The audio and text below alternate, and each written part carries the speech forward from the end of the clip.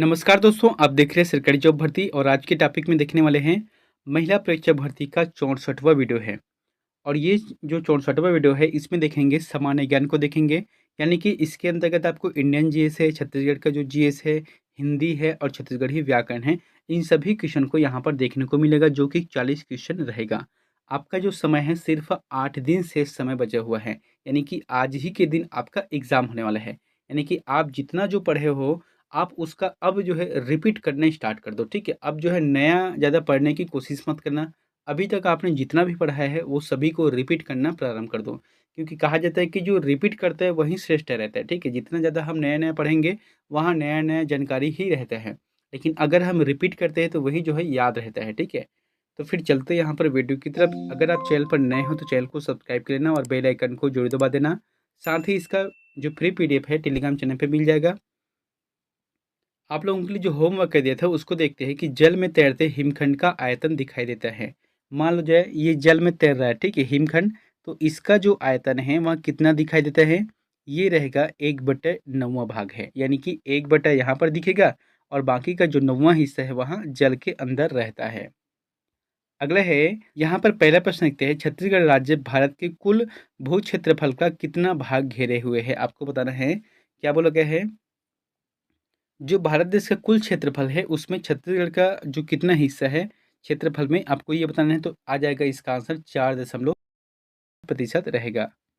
इसके बाद हम देखते हैं, एक क्या है कि भारत, अगर विश्व की बात की जाए, विश्व की जो क्षेत्रफल है उसमें भारत की जो क्षेत्रफल आता है 2.11% आता है। अगला है, छत्तीसगढ़ का गठन किस अधिनियम के अंतर्गत हुआ? काफ़ी इंपॉर्टेंट प्रश्न है, कई बार इसको पूछा गया है। क्या बोला गया है कि छत्तीसगढ़ राज्य का जो गठन हुआ है वहाँ किस अधिनियम के अंतर्गत किया गया है? अब यहाँ पर कई लोग जो है इसका आंसर छत्तीसगढ़ गठन अधिनियम बोलते हैं, लेकिन ये गलत है, ठीक है? सही जवाब आ जाएगा मध्य प्रदेश पुनर्गठन अधिनियम रहेगा। इसके बारे में कुछ अतिरिक्त पॉइंट भी देखे थे जो कि काफ़ी इंपॉर्टेंट हैं। देखो यहाँ पर जो डेट है ना वो बहुत ही ज़्यादा ज़रूरी है, आपको याद रखना। क्या है कि मध्य प्रदेश राज्य पुनर्गठन विधेयक 2000 जब लोकसभा में पेश किया गया, क्योंकि मैंने बताया था शुरू से कि अनुच्छेद, भारतीय संविधान के अनुच्छेद 3 के वर्णनगत क्या बोला गया है, किसी भी राज्य का निर्माण करना है या उसके क्षेत्र में विस्तार है या उसको कम करना है या उनके नाम को परिवर्तन करना है, तो अनुच्छेद 3 के अंतर्गत संविधान में इस बात का उल्लेख किया गया है। तो संविधान में जाता है तब जाके उसमें लोकसभा और राज्यसभा में पारित होता है, तब होता है, ठीक है? तो उसी प्रकार से उस समय के तत्कालिक गृह मंत्री कौन थे? श्री लालकृष्ण आडवाणी। इन्होंने जो है मध्य प्रदेश राज्य पुनर्गठन विधेयक प्रस्तुत किया लोकसभा में। कब प्रस्तुत किया है?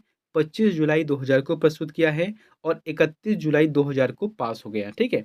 फिर उसके बाद जो है 3 अगस्त 2000 को राज्यसभा में प्रस्तुत किया, जहाँ पर 9 अगस्त 2000 को पास हो गया।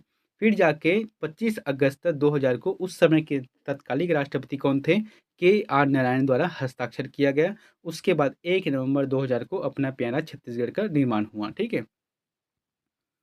अगला है, भिलाई को और किस नाम से जाना जाता है? तो भिलाई को और किस नाम से जाना जाता है आपको बताना है। ये रहेगा छत्तीसगढ़ की ज्ञान की राजधानी है। छत्तीसगढ़ की ज्ञान की राजधानी कहाँ पर है? भिलाई रहता है। देखो एक होता क्या है, भिलाई है, ठीक है? और एक है बिलासपुर है और एक है रायपुर है। तो भिलाई में आप अगर पढ़ना चाहते हो तो वहाँ पर आपको टेक्निकल कोर्स पढ़ाता है, ठीक है? टेक्निकल है या नीट का एग्ज़ाम है या यूजीसी है, जो भी जो रहता है, तो उन सभी का पढ़ाई वहाँ पर होता है। अगर आपको प्रशासनिक क्षेत्र में पढ़ाई करना है तो आपको बिलासपुर जाना पड़ेगा, क्योंकि बिलासपुर में सबसे बेहतर माहौल है, ठीक है? लेकिन आप दोनों जगह पढ़ाई कर लो, आपको नौकरी सिर्फ़ रायपुर में आकर मिलेगा, क्योंकि रायपुर में जो है नौकरी के स्कोप है बहुत ज़्यादा है। अगला है, छत्तीसगढ़ ब्रदरहुड एसोसिएशन बनाई गई। तो छत्तीसगढ़ ब्रदरहुड एसोसिएशन बनाई गई, किसके माध्यम से बनाई गई है?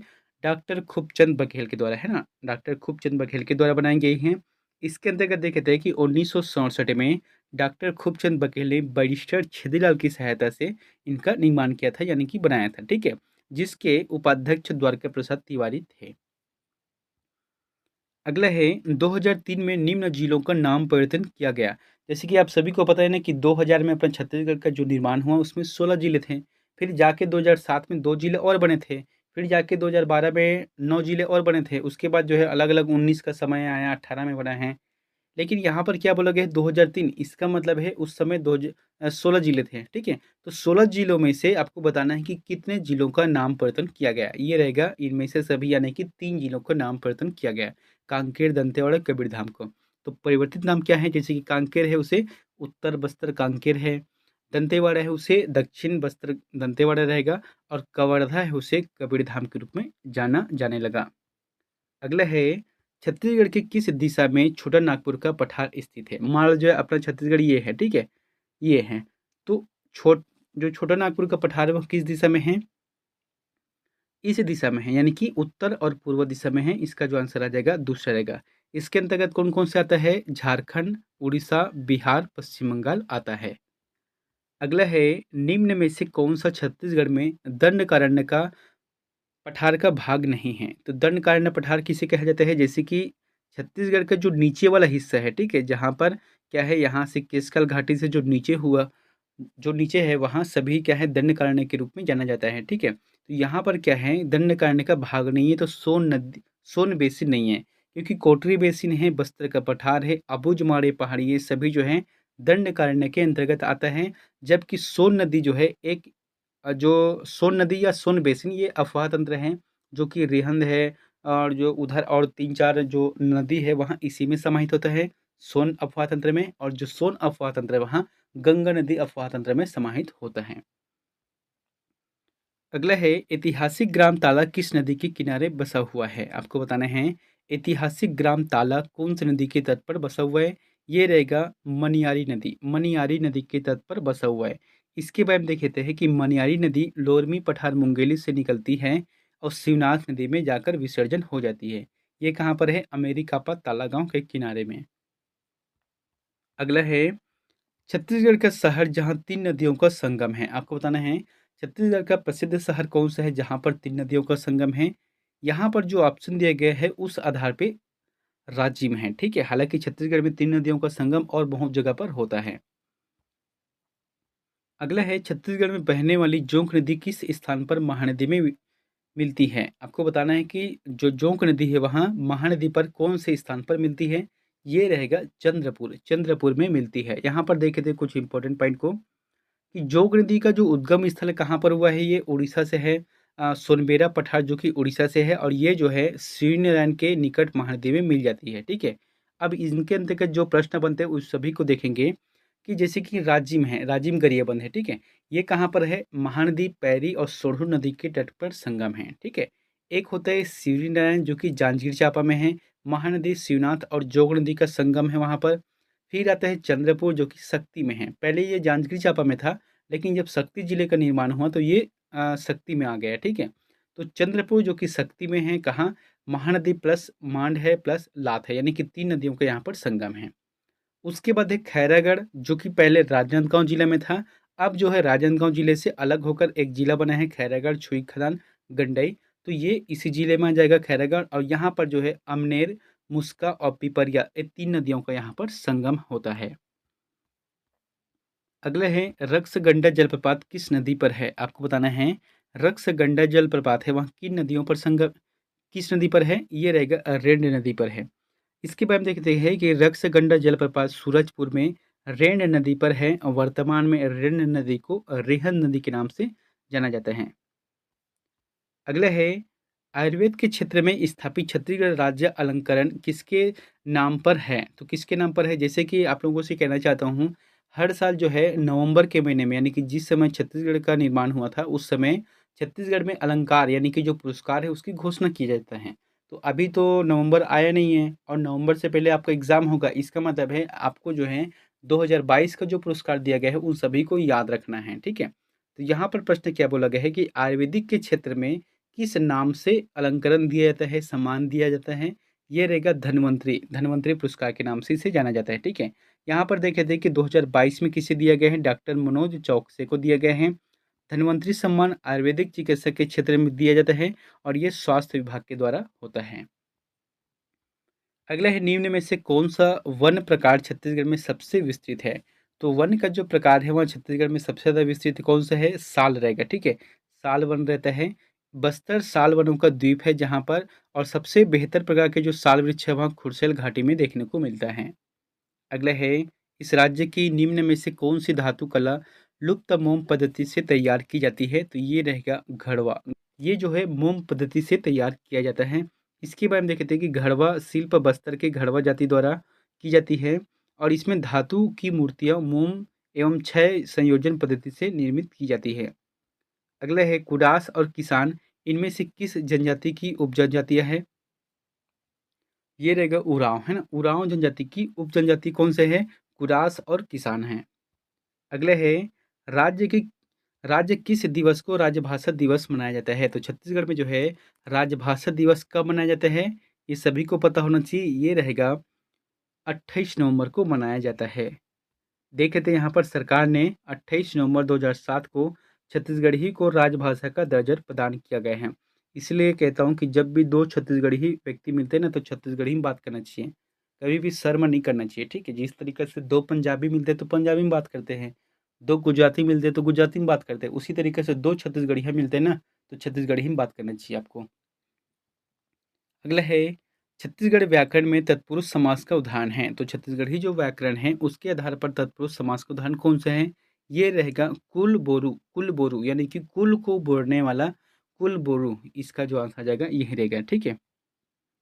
अगला है, शरीर को गीला कपड़े से पोंछना छत्तीसगढ़ी में क्या कहलाता है? जैसे कि कोई बच्चे रहते हैं, ठीक है, ज़्यादातर बच्चों पर ही प्रयोग होता है। कोई बच्चे है, अब उसे कोई बुखार लगा हुआ है या ठंड के दिनों में उसको नहाते नहीं है, तो फिर उसे क्या करते हैं, कच्चे कपड़े से उसको पोंछते हैं, तो ये क्या कहलाता है? अंगोछना, उसे कहा जाता है छत्तीसगढ़ी में अंगोछना कहते हैं, ठीक है। अगला है, पेट मारना का अर्थ क्या होगा? तो पेट मारना का अर्थ होता है जीविका छीनना। किसी का जैसे कि काम चल रहा है तो आप भी उसी काम पे लग गए, तो उसका जो है पेट आपने मार दिया, यानी कि आपका जो आपका जो व्यवसाय चलेगा तो उसका जो है कम हो गया, तो यही तो है ना इसका आंसर। अगला है, निम्न में से भिन्न है, तो यहाँ पर आपको भिन्न देखना है। जैसे कि एक है अरन पपई है, बोइर है, कलिंदर है और नार है, तो ये जवाब आ जाएगा नार। आंसर सही रहेगा। जैसे कि यहाँ पर क्या है, नार है, ठीक है। तो नार क्या है, सभी को पता है, कोई भी चीज़ का, जैसे कि करेला है, खिक्सी है, जो भी रहता है उसका नार होता है। लेकिन यहाँ पर क्या है, अरन पपई, बोइर है और कलिंदर, ये सभी फल फल का एक प्रकार है, इसलिए जो चौथा आंसर रहेगा वहाँ अलग है इन सभी से। अगला है, दयानंद सरस्वती द्वारा स्थापित है, तो आपको बताना है कि दयानंद सरस्वती द्वारा क्या स्थापित है। इसका जो जवाब आ जाएगा आर्य समाज। आर्य समाज की स्थापना दयानंद सरस्वती ने किया था। यहाँ पर देखते हैं 10 अप्रैल 1875 में मुंबई में दयानंद सरस्वती ने इनकी स्थापना की थी। अगला है, 1857 के विद्रोह के समय भारत का गवर्नर जनरल कौन था? तो भारत का गवर्नर जनरल कौन था आपको बताना है। ये रहेगा लॉर्ड कैनिन। लॉर्ड कैनिन के समय ही भारत में विद्रोह हुआ था, जो कि भारत का पहला स्वतंत्रता संग्राम कहा जाता है। अगला है, 1857 में भारत में हुए विद्रोह के एक नेता तात्या टोपे का मूल नाम क्या था? जैसे कि ये तात्या टोपे को सभी लोग जानते हैं, झांसी की रानी के साथ वहाँ रहता था, है ना। तो इनका जो मूल नाम क्या था आपको ये बताना है। ये रहेगा रामचंद्र पांडुरंग, इसका सही नाम था रामचंद्र पांडुरंग था। अगला है, किसने कहा था कि तुम मुझे खून दो और मैं तुझे आज़ादी दूंगा? ये रहेगा सुभाष चंद्र बोस। सुभाष चंद्र बोस ने कहा था कि तुम मुझे खून दो और मैं तुझे आज़ादी दूंगा। और कब कहा था इसे भी देखते हैं कि आज़ाद हिंद फौज के झंडे का प्रतीक चिन्ह के रूप में एक दहाड़ते हुए बाघ का चिन्ह बना बना हुआ है, ठीक है। तो 4 जुलाई 1944 को नेताजी अपनी फौज के साथ बर्मा पहुंचे, यानी कि आज की डेट में क्या है, म्यांमार है, ठीक है। वहीं से ये जो है प्रसिद्ध नारा दिया था कि तुम मुझे खून दो और मैं तुझे आज़ादी दूंगा। अगला है, भारत में सिविल सेवाओं का सूत्रपात किसने किया था? तो किसने किया था भारत में सिविल सेवाओं का सूत्रपात? ये रहेगा लॉर्ड कॉर्नवालिस। जैसे कि आज की डेट में क्या है, यूपीएससी का एग्जाम होता है, स्टेट पीसीएस का एग्जाम होता है, तो ये जो देन है वहाँ लॉर्ड कॉर्नवालिस की देन है। अगला है, भारतीय संविधान का अभिभावक कौन है? तो अभिभावक कौन है? जैसे कि कोई भी बच्चा रहता है, ठीक है, तो बच्चे के अभिभावक कौन होता है? पिता होता है। लेकिन उसे क्या बोला जाता है, संरक्षक, यानी कि उनके संरक्षण में वह पलता है। यही है यहाँ पर कि भारतीय संविधान का अभिभावक या उनके पिता या उनके संरक्षक कौन है। इसका जो जवाब आ जाएगा सर्वोच्च न्यायालय रहेगा। पिता की जगह अगर हम संरक्षक बोले तो फिर सबसे बेहतर रहेगा, ठीक है। जो है भारतीय संविधान का जो संरक्षक है वहाँ सर्वोच्च न्यायालय है, यानी कि सर्वोच्च न्यायालय इनका रक्षा करता है। अगला है, 1 रुपए के नोट पर किसके हस्ताक्षर होते हैं? बहुत ही इंपॉर्टेंट है और ये प्रश्न को आपको याद रखना पड़ेगा। जैसे कि क्या होता है, 1 रुपए के सिक्का होता है, लेकिन उनका नोट भी होता तो है ना? तो जैसे कि 1 रुपए का नोट है, 2 रुपए का है, 5 रुपए का है, 10 रुपए का है, 20 रुपए का है, 50 का है, 100 का है, फिर कितना आता है, 200 का है और 200 के बाद 500 का है, उसके बाद जो 2000 का है। तो जितने भी नोट होते हैं ना, उसमें आरबीआई के गवर्नर का हस्ताक्षर होता है, सिवाय एक के, क्या है, 1 रुपए के छोड़कर। तो 1 रुपए के जो नोट है, इसमें वित्त मंत्रालय के सचिव का हस्ताक्षर होता है और वित्त मंत्रालय के सचिव अभी कौन है? टीवी सोमनाथन, जो कि भारत की वित्त सचिव है। अगला है, महात्मा बुद्ध का महापरिनिर्वाण कहाँ हुआ था? महापरिनिर्वाण मतलब क्या होता है? उनकी मृत्यु। तो ये रहेगा कुशीनगर, कुशीनगर में हुआ था। ये जो है 483 ईस्वी में हुआ था, सॉरी ईसा पूर्व में हुआ था, जो कि 80 वर्ष की उम्र में था। तो यानी कि इनका जो जन्म है वह कब हुआ था? 563 ईसा पूर्व में हुआ था, ठीक है, जन्म। लेकिन इनका जो मृत्यु हुआ है 483 ईसा पूर्व में हुआ है, 80 वर्ष की उम्र में। और मृत्यु है वहाँ कुशीनारा, जो कि देवरिया उत्तर प्रदेश में है। अगला है, कार्य का मात्रक है, तो कार्य का जो एसआई मात्रक है वहाँ क्या रहेगा? ये रहता है जूल रहता है, ठीक है, जूल इसका आंसर सही रहेगा। अगला है, निम्न में से समय का मात्रक नहीं है, तो समय का मात्रक कौन सा नहीं है? इसका जो जवाब आ जाएगा प्रकाश वर्ष। प्रकाश वर्ष जो है दूरी का मात्रक है, ठीक है। जैसे कि सूर्य का जो प्रकाश है पृथ्वी पर आता है, तो ये क्या है, सभी प्रकाश वर्ष दूरी का मात्रक है। लेकिन यहाँ पर जो अधिक वर्ष है, चंद्रमा, ये सभी समय का मात्रक है। अगला है, रॉकेट किस सिद्धांत पर कार्य करता है? तो रॉकेट जो है किस सिद्धांत पर कार्य करता है? ये रहेगा न्यूटन, न्यूटन का तृतीय नियम। मैंने बताया था न्यूटन का कितना नियम है? 3 नियम है। तो तृतीय नियम के साथ पर रॉकेट जो है कार्य करता है। मतलब क्या है, यहाँ पर देखते हैं कि जब दो वस्तुओं में आपस में अन्योन्य किया जाता है, तो पहली वस्तु दूसरी वस्तु पर लगाया गया बल दूसरी वस्तु द्वारा पहली वस्तु पर लगाए गए बल के बराबर और विपरीत दिशा में होती है। यही इसका आंसर सही रहेगा। अगला है, मानव शरीर की सबसे छोटी हड्डी है, तो मानव शरीर की सबसे छोटी हड्डी कौन सी है? स्टेपिस। और ये कहाँ पर होता है? ये जो है कान पर होता है, ठीक है। यहाँ पर जो रहता है ना छोटा सा, वही है स्टेपिस हड्डी। यानी कि कान को ऐसे आप मरोड़ोगे तो भी वहाँ कुछ नहीं होता, क्योंकि वो हड्डी है, बहुत पतली है। अगर बात आता है कि सबसे बड़ी हड्डी कौन सी, तो जांग का रहेगा, जो कि फीमर रहता है, ठीक है। अगला है, प्रौढ़ का सही संधि विच्छेद है, तो प्रौढ़ का सही संधि विच्छेद कौन सा रहता है? प्रधन उड़। उड़ में क्या है, बड़ा वाला ऊ रहता है, इसलिए प्रौढ़ इसका आंसर सही रहेगा। अगला है, नत्र तत्पुरुष समास का उदाहरण है, क्या बोला गया है? नत्र तत्पुरुष समास का उदाहरण कौन सा है? ये रहेगा असत्य है। अब ये क्यों है, इसको भी देखते हैं कि जिस समास पद में पहला पद नकारात्मक हो उसे नत्र तत्पुरुष समास कहते हैं। जैसे कि सत्य है, तो ये तो जो है तत्पुरुष समास का उदाहरण है।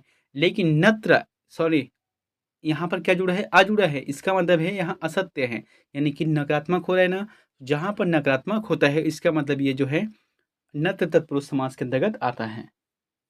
अगला है, किसी काम में दूसरे से आगे बढ़ जाने की इच्छा हो तो उसे क्या कहा जाता है? प्रतिस्पर्धा कहा जाता है, ठीक है। किसी भी काम में अगर दूसरे से आगे बढ़ने की इच्छा रहता है तो उसे प्रतिस्पर्धा कहा जाता है, ठीक है।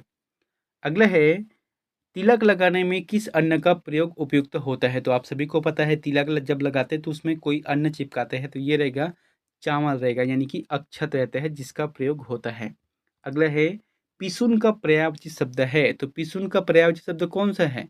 ये रहेगा चुगलखोर। जो चुगली करते हैं, इधर का बात उधर करते हैं, उसे क्या कहा जाता है? चुगलखोर। और यही जो है पिसुन कहलाता है। अगला है, छत्तीसगढ़ में चूना पत्थर किस चट्टान में पाया जाता है? काफ़ी इंपॉर्टेंट है, आपको बताना है चूना पत्थर किस चट्टान में पाया जाता है। इसका जो जवाब आ जाएगा कडप्पा शैल समूह में पाया जाता है, ठीक है। कडप्पा शैल समूह जो कि छत्तीसगढ़ के मैदानी भाग में है, और इसीलिए आप जो देखना छत्तीसगढ़ के जो मैदानी भाग है वहाँ पर चूना पत्थर पाए जाते हैं, जिसकी वजह से छत्तीसगढ़ के जो मैदानी भाग है यहाँ पर सबसे ज़्यादा सीमेंट की फैक्ट्रियाँ हैं, ठीक है। अब जैसे कि दक्कन ट्रैक शैल समूह हैं, तो यहाँ पर जो है बक्साइट पाया जाता है। धारवाड़ क्रम के शैल समूह है, यहाँ पर लौह अयस्क पाए जाते हैं। और गोंडवाना क्रम के जो शैल समूह रहता है, यहाँ पर कोयला का खदान रहता है। अगला है, एक अनार 100 बीमार यहाँ हैं। आप सभी को पता होना चाहिए कि एक अनार 100 बीमार क्या होता है? इसका मतलब क्या होता है कि एक वस्तु है और चाहने वाला अधिक रहते हैं। लेकिन यहाँ पर क्या बोला गया है कि ये मुहावरा है कि वाक्य है कि वाक्यांश है या लोकोक्ति है? इसका जो जवाब आ जाएगा यहाँ एक लोकोक्ति है, यानी कि एक अनार 100 विद्वान लोकोक्ति है। दोस्तों यहाँ पर जो आप लोगों के लिए एक लास्ट में होमवर्क है, तो इसका आंसर में प्लीज़ कमेंट बॉक्स पर जाकर जरूर बताएं। क्या बोला गया कि छत्तीसगढ़ के राजकीय प्रतीक में ऊर्जा के लिए किस रंग का प्रयोग किया गया है? आप सभी को पता है कि छत्तीसगढ़ का राजकीय प्रतीक कैसा है, बीच में क्या है, अशोक स्तंभ है और पूरी तरह से बाहर में अलग अलग जो है डिजाइन है। तो आपको बताना है कि जो ऊर्जा का जो चित्र छपा हुआ है यहाँ पर, जो लाइन खींचा हुआ है, उसमें से सबसे मतलब कौन सा रंग का प्रयोग किया गया है आपको बताना है। हरा रंग है, लाल है, तिरंगा है या नीला रंग में है। तो इन चारों में से जो भी ऑप्शन आपको सही लगता है तो प्लीज़ कमेंट बॉक्स पे जाकर जरूर कमेंट करें। मिलते हैं नेक्स्ट वीडियो में एक नई जानकारी के साथ। Thank you.